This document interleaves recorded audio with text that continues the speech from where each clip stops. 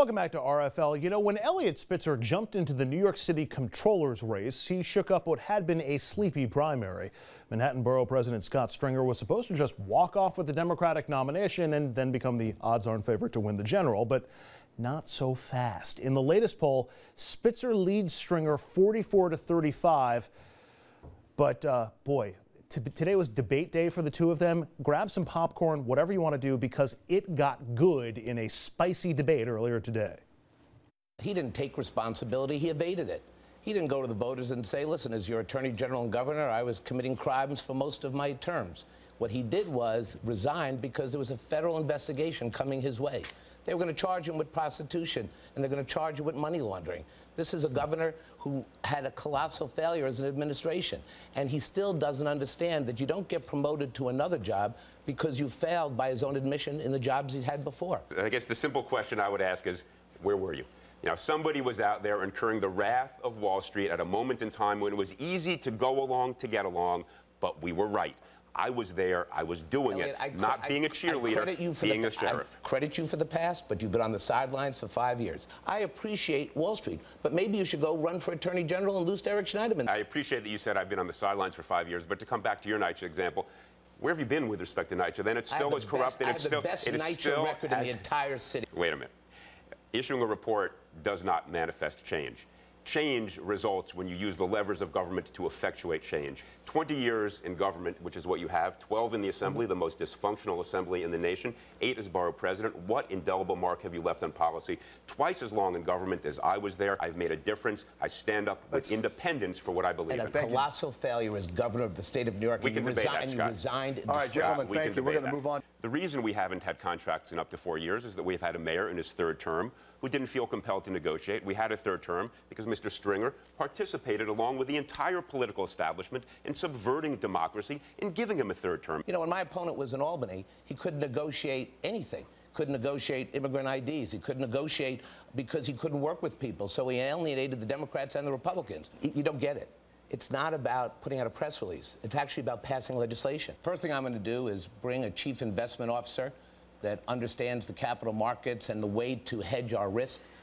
Maybe we should elect somebody who understands the capital markets. Eliot, I'd be very concerned if you were picking the stocks. If you had better people around you when you were running the governor's office, perhaps they would have reined you in. But I don't think anyone's going to trust you, given your track record, with the total control of the pension fund. We got through fundamental reform. Did we step and break some eggs? You bet. Because that's what the public wants. You broke your own eggs because you engaged in illicit illegal activity. Not true, put this Scott. state in harm's way.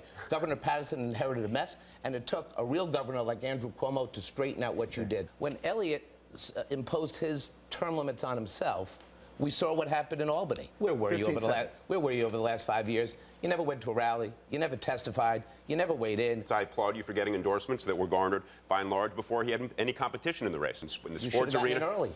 Well, you know, some of us don't believe in being perpetual candidates. You were running for mayor for 3 years, decided that didn't go so well. You wanted to evade the campaign finance program, so you came in right after the deadline passed. You ran for mayor for 3 years, didn't go so well. You decided to run for controller. You cleared the field through backroom deals, the kinds of deals that led to a third term against the voters' wishes for this mayor. I got in, and I'm running, and in 5.5 weeks, I think it's clear where the people are standing.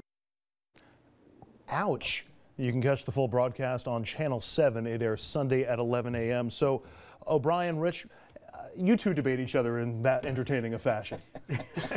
That was some pretty good stuff. I mean, that was not only that, but I will say, Maggie Haberman had said from Politico, the day that Eliot jumped in this race, that he was going to eat Stringer for lunch at the debate. She was right. He had no lines to come back on to fight back. He kept on doing the same shots one after the other.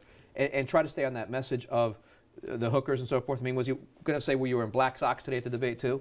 I mean, I hope the poll showed him this work, because I really think that what works for the voters right now is not the hooker issue, as we saw with Spitzer with the first time and everybody forgiving him until the second time occurred with the stories, but showing the fact that he used state funds on these trips.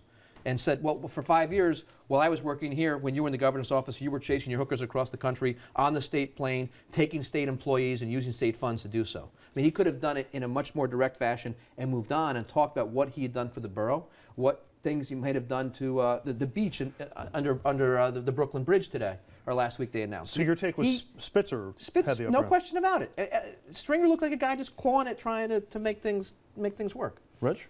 I don't think it was that clear cut. I think Scott Stringer had a lot of zingers going in there. I think he definitely held his ground. I think Spitzer was able to deflect a lot of it, but I don't know that he was able to really push off a lot of the mud that was coming his way. One line he could have easily had in here. I mean, I wrote this down as we were watching this whole thing just now, off the top of my head. Spitzer talked about the capital markets. His experience in that is very minimal, but he could have done something to the fact of, you spent your time in capital markets threatening everybody, trying to indict everybody. 9 out of 10 people that you indicted got off, well, never mind, I won't go there. I mean, he could have just done something like that. He could have attacked him on his petition signatures, We could have gone there too. But the other thing too that I think is very important, and we've all said this sort of off air, this is an example of the Campaign Finance Board trying to be a third party. This, they require these debates so the public has a discussion. We're talking about this on a Friday night right now because it was on the website today at 10 o'clock in the morning on a Friday in August. It's going to air on a Sunday in August. Let's be real. If you're going to have these debates and you're going to use taxpayer money, let's put them on during the week at night where people will actually see them. I want to get to some, because you mentioned that, well, the Spitzer stuff, we've heard this before. That's not much of a surprise. It didn't seem like Stringer, to your mind, had anything else to offer there. I mean, there was content that we cut out. We just kept in the really juicy parts for the clips that we just played. But boy, when you hear it all out loud like that, I mean, yes, we knew what Spitzer was going into this, but when you hear somebody actually saying it to his face, to me, it felt like it took on more significance. Sure. Well, I think the wound isn't always healed. And sometimes you think it is, and when you go and throw a little salt on it, oh, it stings. And I think that's exactly what happened today. Let's be real. Again, this goes back to, it's Friday night, and it's going to air on Sunday, and it was on the web today. Last filing. Well, it's also on RFL at 6. Well, but it's Friday night, though, right? And so they're going to get what we show them, not the whole hour debate, though, which is very important. Scott Stringer in the last filing had $4.5 million left, okay? Eliot Spitzer, last filing, we don't know what he was spending yet out of his pocket yet. Today are the reports for what's going in there. Eliot has been, I live in the city, Eliot's been on TV every night, every morning, on network, on New York One, and these other channels that are New York City centric where all the voters are going to see it. I don't see how he gets his message out. This debate being an example of nobody seeing it on Sunday afternoon. Is this the kind of thing that's a template for the Republican nominee come the fall? I mean, either one of these guys makes it to, one of them is going to be on the ballot. Were Republicans taking notes? Stringer might be doing a third party run. He has not said he won't do it.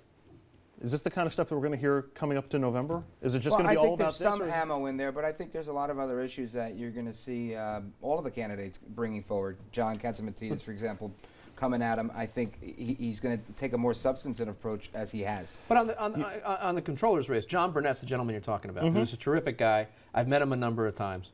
That's what I meant. It's okay. He will have an opportunity to take some great shots at Spitzer. Yeah, as soon as he talks to you.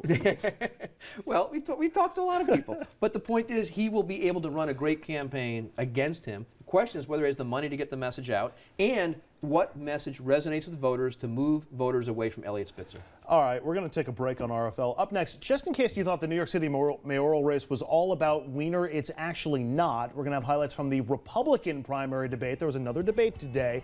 Right after this quick break, the race for City Hall continues next.